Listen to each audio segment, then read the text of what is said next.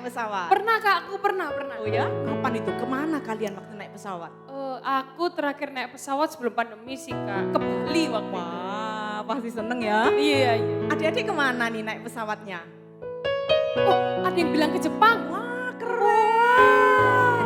Itu ada lagi yang ke Hong Kong. Wah, keren. Mana lagi tuh? Oh, ke Amerika juga. Oh, jauh itu pasti ya.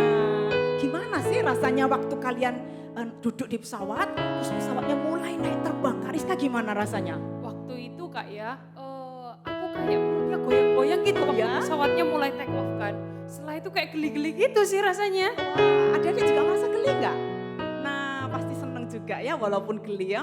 Nah, apalagi nih yang bisa naik terbang ke atas selain pesawat tadi? Aku tahu Kak, Apa itu? kupu-kupu.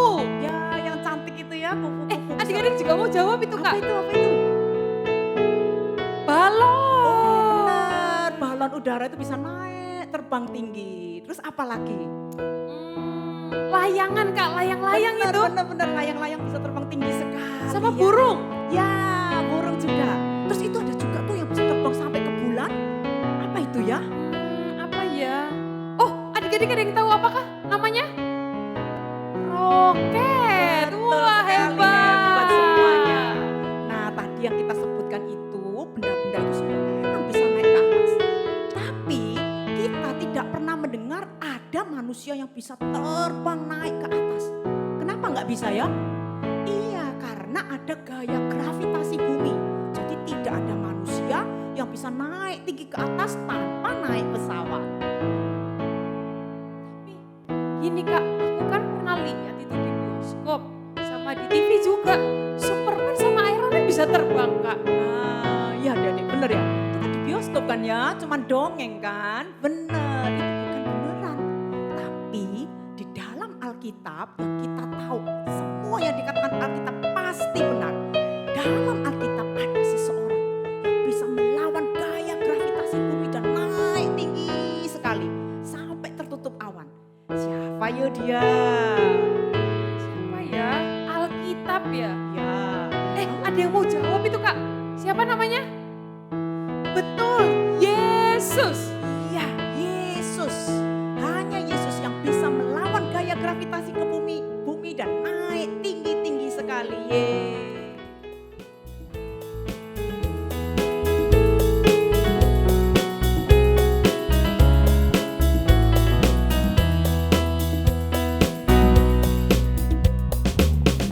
Lord, I lift your name on high. Lord, I love to sing your praises. I'm so glad you're in my life. I'm so glad you came to save us. You came from heaven to earth. You showed the way from the earth to the cross. My debt to pay from the cross to the grave, from the grave to the sky. Lord, I'll leave your name on high. Lord, I'll leave your name on high. Lord, I love to sing your praises. I'm so glad you're in my life. I'm so glad you came to save us. You came from heaven to earth. You showed the way from the earth to the cross. My debt to pay from the cross to the grave, from the grave to the sky. Lord, I'll leave your name on high. You came from heaven to earth to show the way from the earth to the cross. My debt to pay from the cross to the grave, from the grave to the sky. Lord, I'll leave your name on high. Lord, I'll leave your name on high. Adik-adik, sebelum kita mendengarkan firman Tuhan, mari kita nyanyikan lagu ini bersama-sama. Bahwa firman Tuhan adalah terang bagi langkah, bagi hidup kita.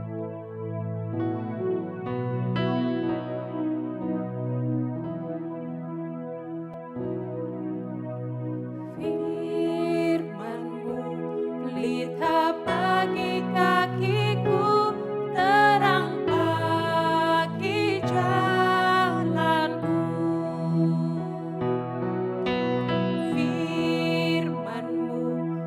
pelita bagi kakiku, terang bagi jalanku. Waktu ku bimbang dan hilang jalanku, tetaplah Kau di sisiku. Dan takkan ku takut asal Kau di dekatku, besertaku selamanya.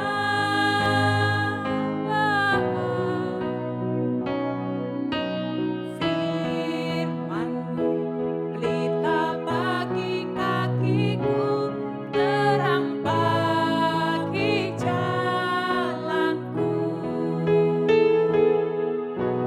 Firman-Mu pelita bagi kakiku, terang bagi jalanku. Terang bagi jalanku. Kita berdoa sebelum kita mendengarkan firman Tuhan. Tuhan, kami bersyukur bahwa Engkau memberikan firman-Mu yang hidup, yang akan selalu menuntun setiap jalan kami, Tuhan. Waktu kami bimbang, kami bersyukur Engkau tidak pernah meninggalkan kami, tapi Engkau terus menarik kami kembali kepadamu. Ajari kami terus Tuhan, supaya kami semakin mengenal Engkau, semakin mengasihi Engkau, dan semakin percaya kepadamu. Di dalam nama Tuhan Yesus kami berdoa. Amin. Halo adik-adik Gibeon Kids, senang berjumpa dengan adik-adik sekalian. Hari ini kita merayakan hari kenaikan Tuhan Yesus ke surga. Kak Maria mengajak kalian semua untuk menyiapkan Alkitab kalian di rumah masing-masing. Yuk, coba dicari dulu Alkitabnya. Sudah ketemu? Kak Maria ajak kita untuk membuka Alkitab kita dari Perjanjian Baru, ayatnya dari Kisah Para Rasul pasal 1 ayat 3 sampai 11. Yuk kita baca bersama-sama. Kepada mereka ia menunjukkan dirinya setelah penderitaannya selesai, dan dengan banyak tanda ia membuktikan bahwa ia hidup. Sebab selama 40 hari ia berulang-ulang menampakkan diri dan berbicara kepada mereka tentang kerajaan Allah. Pada suatu hari ketika ia makan bersama-sama dengan mereka, ia melarang mereka meninggalkan Yerusalem dan menyuruh mereka tinggal di situ menantikan janji Bapa yang demikian katanya, "Telah kamu dengar daripadaku, sebab Yohanes Pembaptis dengan air, tetapi tidak lama lagi kamu akan dibaptis dengan Roh Kudus." Maka bertanyalah mereka yang berkumpul di situ, "Tuhan, maukah Engkau pada masa ini memulihkan kerajaan bagi Israel?" Jawabnya, "Engkau tidak perlu mengetahui masa dan waktu yang ditetapkan Bapa sendiri menurut kuasanya. Tetapi kamu akan menerima kuasa kalau Roh Kudus turun ke atas kamu, dan kamu akan menjadi saksiku di Yerusalem dan di seluruh Yudea dan Samaria dan sampai ke ujung bumi." Sesudah ia mengatakan demikian, terangkatlah ia disaksikan oleh mereka dan awan menutupnya dari pandangan mereka. Ketika mereka sedang menatap ke langit, waktu ia naik itu, tiba-tiba berdirilah 2 orang yang berpakaian putih dekat mereka dan berkata kepada mereka, "Hai orang-orang Galilea, mengapakah kamu berdiri melihat ke langit? Yesus ini yang terangkat ke surga meninggalkan kamu, akan datang kembali dengan cara yang sama seperti kamu melihat dia naik ke surga." Adik-adik, Yesus melakukan begitu banyak hal yang besar. Banyak orang mengasihi dia, tetapi ada orang-orang yang tidak percaya bahwa dia adalah anak Allah. Mereka menghukum mati Yesus dengan menyalibkan dia, dan itu sangat menyedihkan. Kemudian mereka menguburkan Yesus di sebuah kuburan. Yesus berada di dalam kubur itu selama 3 hari, tetapi dia hidup kembali seperti yang dia katakan kepada murid-muridnya. Mereka sangat senang dan bergembira. Selama 40 hari, Yesus menampakkan diri kepada murid-muridnya dan pengikut-pengikut lainnya. Ada banyak orang yang melihat bahwa Yesus hidup. Ya, dia benar-benar hidup. Dia benar-benar ada di antara para muridnya. Tak ada satu manusia pun yang bangkit dari kematian. Hanya Yesus yang bangkit dari kematian, karena dia benar-benar anak Allah. Selama 40 hari itu, Yesus berjumpa dengan murid-muridnya dan Yesus membuka pikiran murid-muridnya. Dan ia menjelaskan kepada mereka bahwa seluruh isi Alkitab adalah tentang dia, Mesias yang dijanjikan Allah. Yesus harus menderita, mati dan bangkit kembali. Murid-murid menjadi mengerti dan mereka percaya bahwa Yesus adalah benar-benar penyelamat yang Allah janjikan. Setelah 40 hari, Yesus sedang makan bersama dengan murid-muridnya dan dia berkata, "Jangan tinggalkan Yerusalem sampai kamu menerima Roh Kudus. Dia adalah pribadi yang Allah janjikan untuk diberikan kepadamu. Dan kamu telah mendengar aku berbicara tentang dia, dan dia akan datang kepadamu hanya dalam beberapa waktu lagi." Murid-muridnya bertanya kepadanya, "Kami lelah karena orang Romawi menjajah kami. Apakah engkau akan mengusir orang Romawi dari Israel dan mengembalikan negeri ini kepada kami seperti semula?" Tetapi Yesus berkata, "Kamu tidak perlu tahu kapan Allah akan membebaskan Israel dari penjajah Romawi.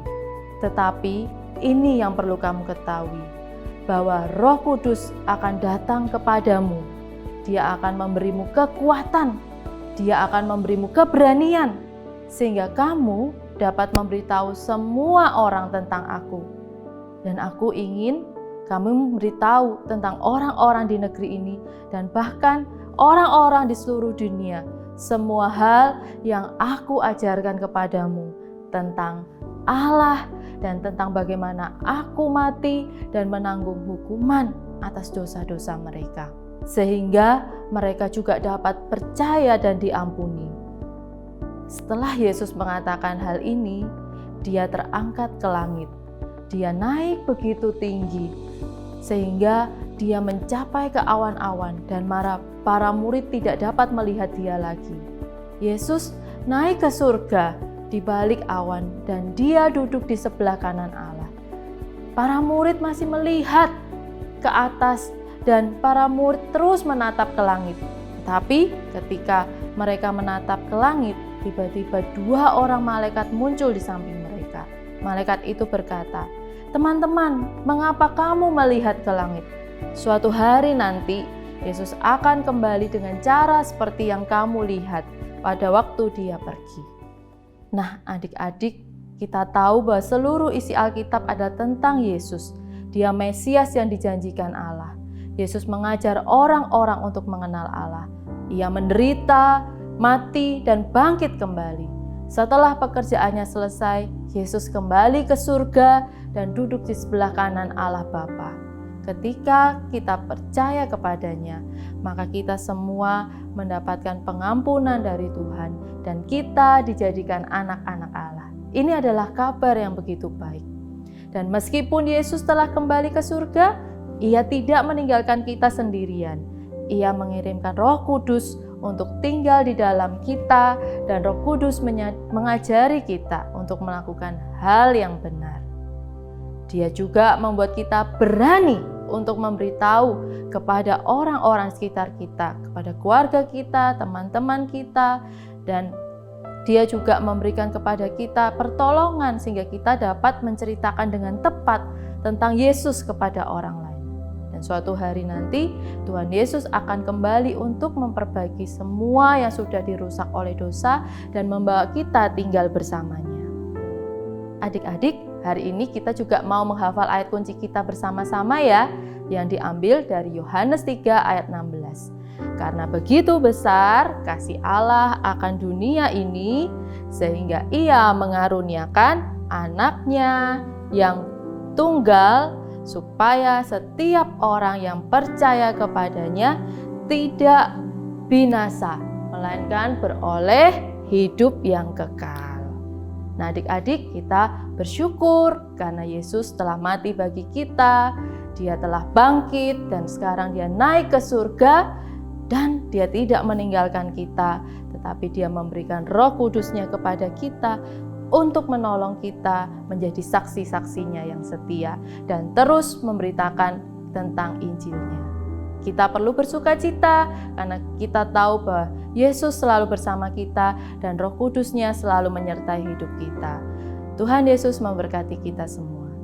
Adik-adik, Kak Maria mengajak kita untuk boleh berdoa bersama-sama. Yuk tirukan Kak Maria berdoa. Tuhan Yesus, terima kasih karena Engkau tidak pernah meninggalkan kami sendiri. Ketika kami ada di dalam dunia ini sebagai saksi-Mu, kami diberi kekuatan oleh Roh Kudus-Mu untuk menjadi saksi-Mu yang terus Engkau beri kekuatan dan keberanian. Tolong kami Tuhan, supaya di tengah-tengah keluarga kami, di tengah-tengah sekolah kami, di tengah-tengah teman-teman kami berani bersaksi dan menceritakan tentang Yesus yang adalah anak Allah dan Mesias yang dijanjikan. Dan kami bersyukur boleh diampuni dosa kami dan kami sekarang menjadi anak-anak-Mu Tuhan. Kami bersyukur untuk kasih setia-Mu. Terima kasih Tuhan Yesus, inilah doa kami. Kami berdoa di dalam satu nama, hanya di dalam nama Yesus Kristus kami berdoa dan bersyukur. Amin. Nah, adik-adik, kita sudah dengar firman Tuhan bersama dengan Kak Maria. Sekarang kita akan masuk ke pertanyaan diskusi nih. Kak Rizka siap? Siap. Yuk, pertanyaan nomor 1. Siapa yang Yesus katakan akan turun dan memberikan kuasa kepada para murid? Yuk, siapa yuk? Aku tahu Kak, Siapa? jawabannya Roh Kudus. Wah, Kak Pauline percaya adik-adik semua juga di rumah bisa jawab ya. Roh Kudus yang akan turun dan memberi kuasa kepada para murid dan kepada kita. Pertanyaan yang kedua, apa yang Roh Kudus lakukan? Apa yang Roh Kudus lakukan? Ada yang bisa jawab Kak? Ya, ayo, apa itu? Ya betul adik-adik, Roh Kudus hidup di dalam setiap orang percaya. Nah adik-adik, Roh Kudus juga mengajari kita untuk kita hidup benar sesuai dengan firman Allah. Dan juga yang gak kalah penting adalah membantu kita memberikan keberanian untuk menceritakan tentang Yesus kepada orang-orang di sekeliling kita. Yeay, luar biasa ya kita punya Roh Kudus. Pertanyaan yang ketiga, Yesus naik ke langit tinggi dan tertutup oleh Allah. Menurut kalian, menurut Kak Rizka juga, kemana nih Yesus pergi? Mana ya? Oh ada yang jawab, katanya ke surga. Betul ya Kak Pauline? Wah, luar biasa. Kenapa Yesus perlu kembali ke surga ya? Nah adik-adik, Yesus kembali ke surga karena sebelum dia lahir sebagai bayi manusia, Yesus tinggal di surga bersama dengan Allah Bapa. Yesus datang ke dunia untuk mengajar dan yang paling penting adalah menebus hidup kita dari dosa. Dia bangkit, lalu sebagai tanda bahwa pekerjaannya selesai dan sempurna, dia harus kembali ke surga. Yeay, mantap. Pertanyaan terakhir. Ketika para murid terus memandang ke atas melihat Yesus naik, ada 2 malaikat datang dan berkata bahwa suatu hari nanti Yesus akan datang kembali. Menurut kalian nih sama Kak Rizka, mengapa Yesus akan datang kembali? Aku jawab ya Kak. Boleh. Bila Yesus datang kembali, ia akan menjadikan dunia ini menjadi tempat yang lebih baik. Tidak ada kesedihan, tidak ada rasa sakit hati. Dan bahkan Yesus berjanji untuk menghidupkan kembali setiap orang yang percaya kepadanya. Dan mereka nggak akan mati lagi. Dan yang paling penting adalah tidak ada satupun dari kita yang akan berbuat dosa lagi. Karena dia akan menjadikan kita sempurna. Yeay.